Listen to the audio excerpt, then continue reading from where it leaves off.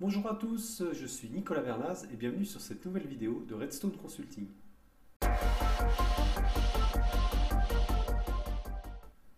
Aujourd'hui, je vais vous parler un peu du confinement, de ses impacts et quelques solutions pour mieux vous protéger contre les cyber-risques et les problématiques de protection des données. En effet, avec le confinement prononcé en France, toutes les mesures restrictives que nous avons en Suisse, vous avez certainement dû mettre en place un site web, une boutique en ligne ou adhérer à un marketplace pour continuer à vendre vos produits. Vous avez probablement utilisé des outils de partage de documents en ligne pour continuer à travailler avec vos collaborateurs. Vous avez probablement utilisé également des outils de webinaire.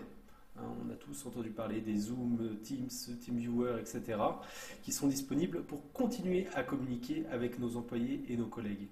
Vous avez peut-être également permis à vos collaborateurs de faire du télétravail, de travailler depuis la maison, soit sur un ordinateur d'entreprise, soit sur un ordinateur privé.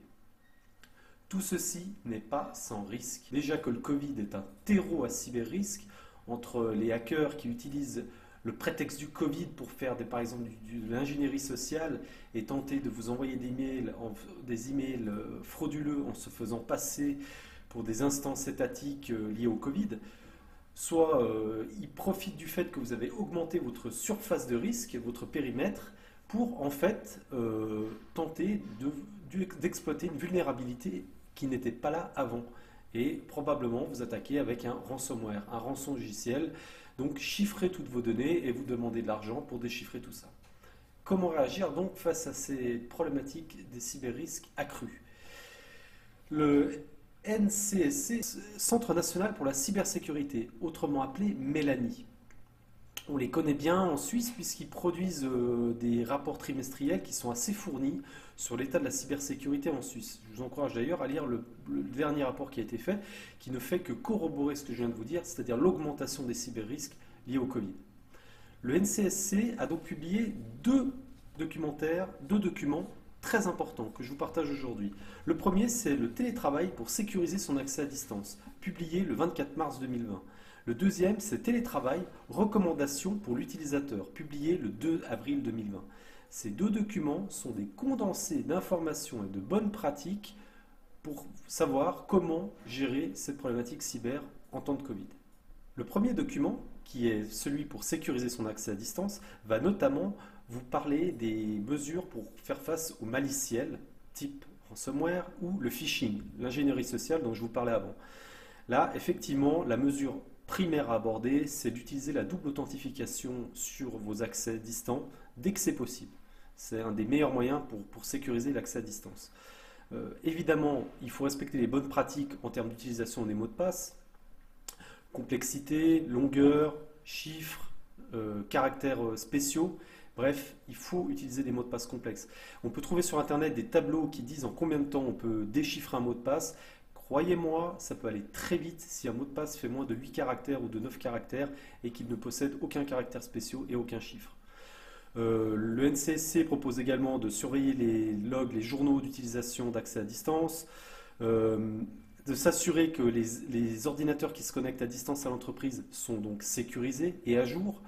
Ça veut dire qu'ils ont un antivirus, qu'ils ont appliqué les derniers patchs de sécurité.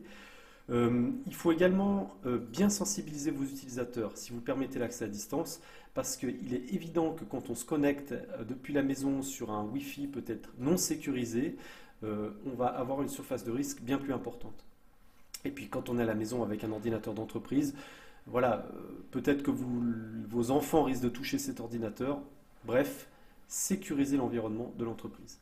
Donc ça, c'était le document. Et il y a plein d'autres éléments à lire. Je vous partagerai dans les liens ces documents. Le deuxième document est plus tourné sur l'utilisateur. C'est les recommandations pour l'utilisateur. Alors là, effectivement, en termes d'accès au système, de nouveau, on revient sur les mots de passe.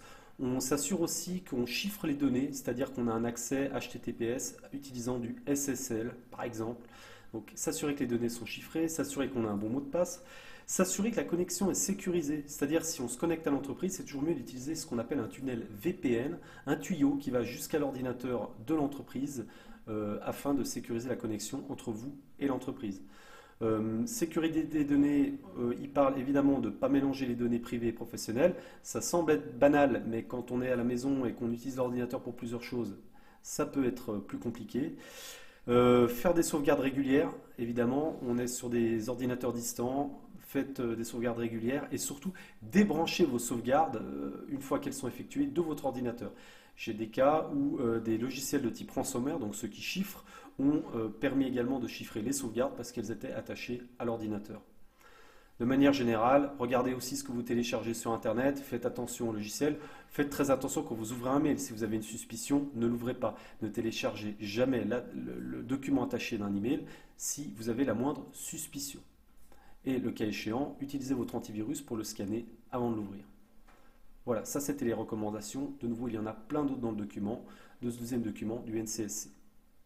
Enfin, et pour finir, avec Redstone, on vous a publié également une aide qui regroupe pas mal de points aussi, un petit flyer, comment faire pour gérer ces problématiques de télétravail, de sites web d'entreprises qui ont été créés, de boutiques en ligne.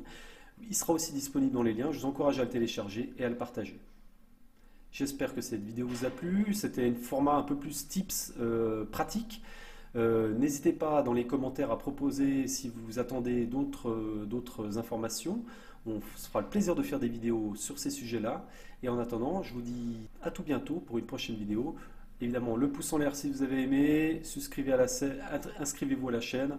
Ça sera, comme ça vous serez notifié évidemment des nouvelles vidéos. À tout bientôt.